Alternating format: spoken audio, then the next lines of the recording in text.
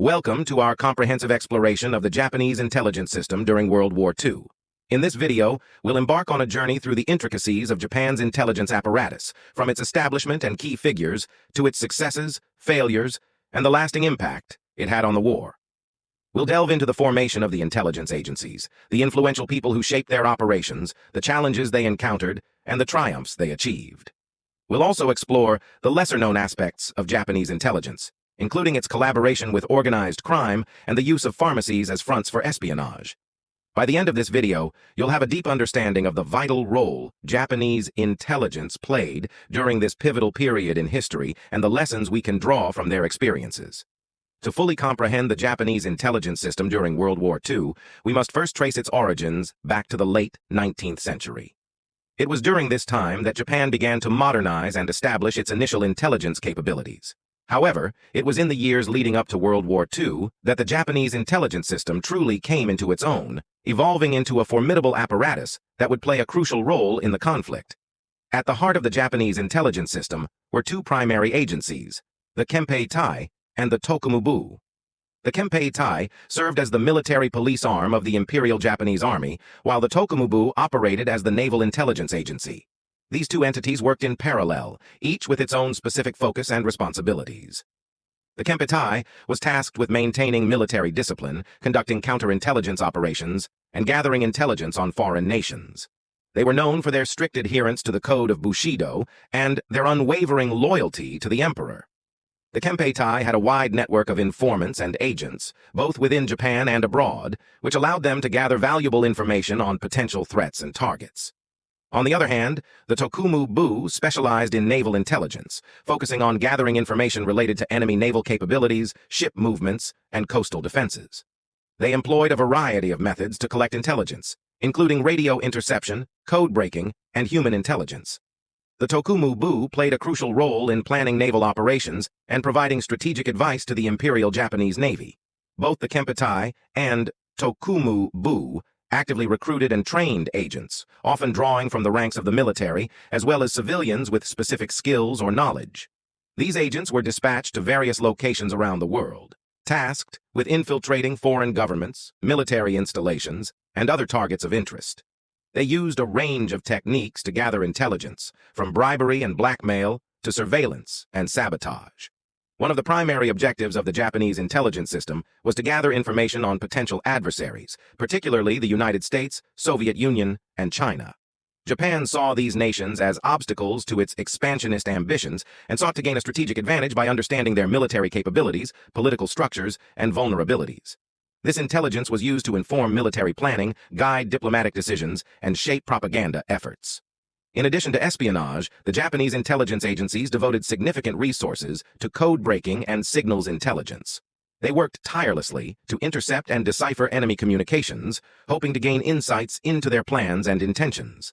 This aspect of intelligence gathering became increasingly important as the war progressed and the use of encrypted communications became more widespread. The Japanese intelligence system during World War II was shaped by a cast of remarkable individuals who left an indelible mark on its operations and legacy. These influential figures, each with their own unique backgrounds, skills, and ideologies, played pivotal roles in directing the course of Japanese intelligence efforts throughout the conflict.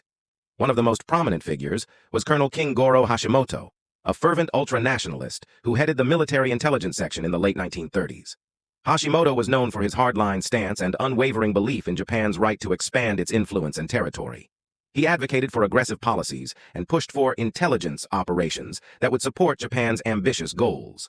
Under Hashimoto's leadership, the military intelligence section became increasingly assertive and focused on gathering information that could be used to justify and facilitate Japan's expansionist agenda. Another key player was Admiral Isoroku Yamamoto, the renowned commander-in-chief of the Imperial Japanese Navy. While primarily a naval strategist, Yamamoto recognized the vital importance of intelligence in modern warfare. He was a strong supporter of the Tokumu-bu, the naval intelligence agency, and worked closely with them to gather critical information on enemy naval capabilities and movements. Yamamoto's appreciation for the role of intelligence in military operations was reflected in his famous quote, "The fate of the empire rests on this one battle," referring to the strategic importance of the Battle of Midway, which relied heavily on intelligence gathered by the Tokumu-bu. A lesser-known but equally significant figure was Takeo Yoshikawa, a young naval intelligence officer who was stationed at the Japanese embassy in Honolulu prior to the attack on Pearl Harbor. Posing as a diplomatic attaché, Yoshikawa's primary mission was to gather intelligence on the U.S. Pacific Fleet and its base at Pearl Harbor. Using a combination of open-source intelligence and visual surveillance, Yoshikawa meticulously collected information on the layout of the harbor, the positions of ships, and the routines of U.S. military personnel. His detailed reports and hand-drawn maps would later prove invaluable in planning the surprise attack that would draw the United States into the war. Other influential figures in the Japanese intelligence system included Hiroshi Oshima, the Japanese ambassador to Nazi Germany, who played a key role in facilitating intelligence sharing between the two Axis powers. Oshima's close relationship with German officials, including Adolf Hitler himself, allowed him to gain access to sensitive information that was passed on to Tokyo. This intelligence collaboration between Japan and Germany would have significant implications for the course of the war. The Japanese intelligence system also benefited from the expertise of individuals like Yoshio Kodama, a notorious ultranationalist and Yakuza boss who used his underworld connections to gather intelligence and carry out covert operations on behalf of the government.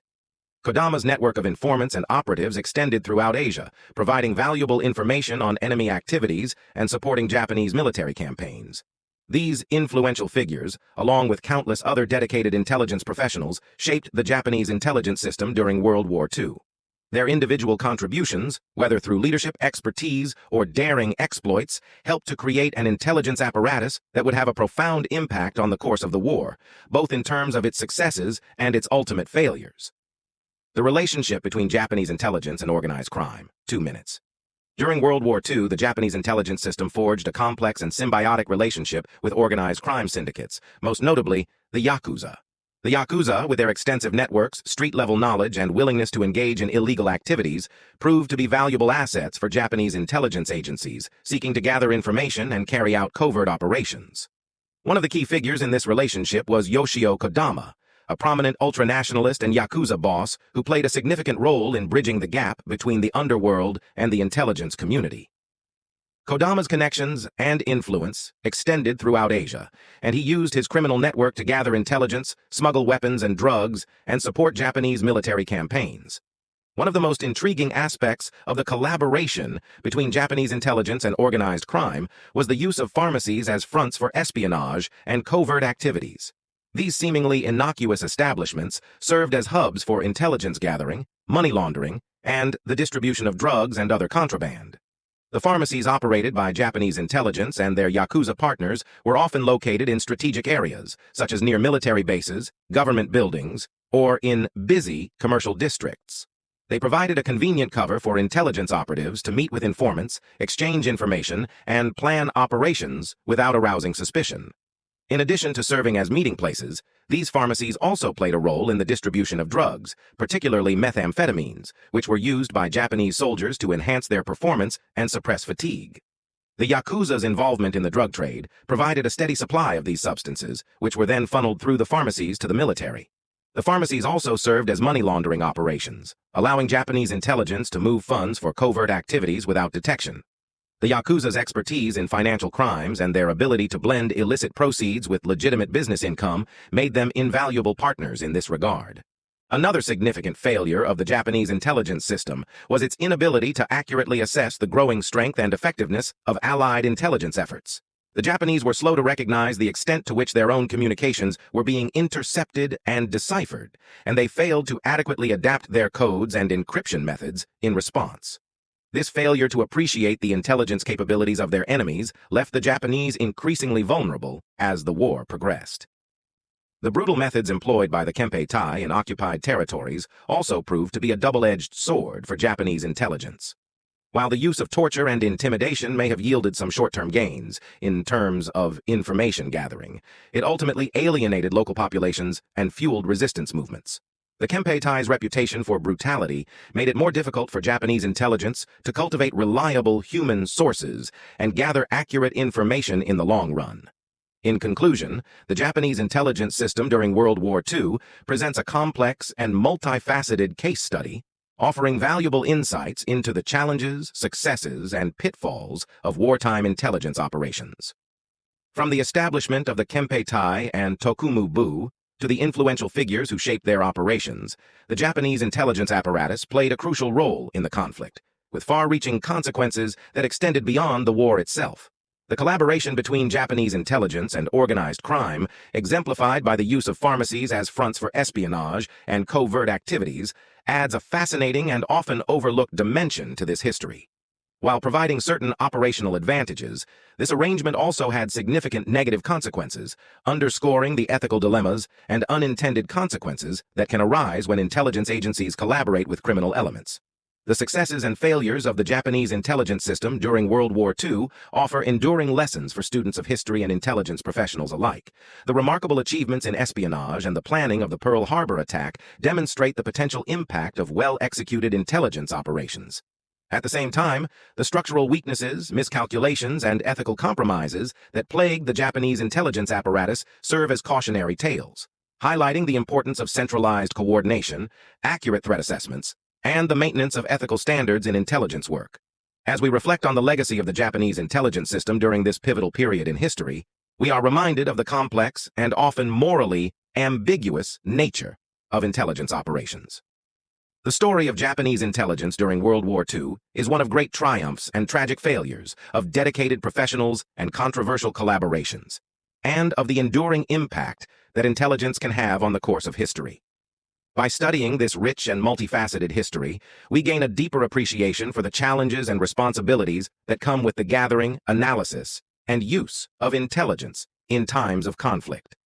The lessons learned from the Japanese experience continue to resonate today, informing contemporary debates about the role of intelligence in national security, the ethics of intelligence operations, and the importance of international cooperation in addressing global threats. As we conclude this exploration of the Japanese intelligence system during World War II, let us remember the sacrifices made by those who served in the shadows, the triumphs and tragedies that marked their efforts, and the enduring legacy they left behind. May their experiences serve as a reminder of the vital role that intelligence plays in shaping the course of history and the responsibility we all bear in ensuring that it is used wisely and justly. Thank you for joining us on this journey through the complex and fascinating world of Japanese intelligence during World War II. We hope that this exploration has provided you with a deeper understanding of this crucial aspect of the conflict and its lasting impact on the field of intelligence and the world at large.